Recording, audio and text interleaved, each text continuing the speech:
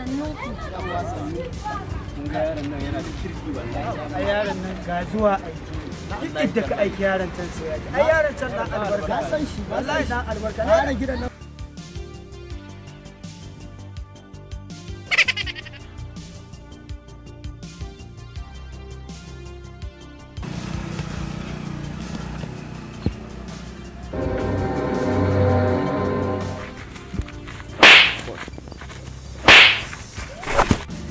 Kai, yaron ta ake tukawa? Wallahi shi ne. Yaron nan ne aka mara. Mu je mu je.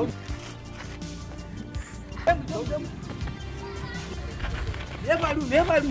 Me faru? Me faru?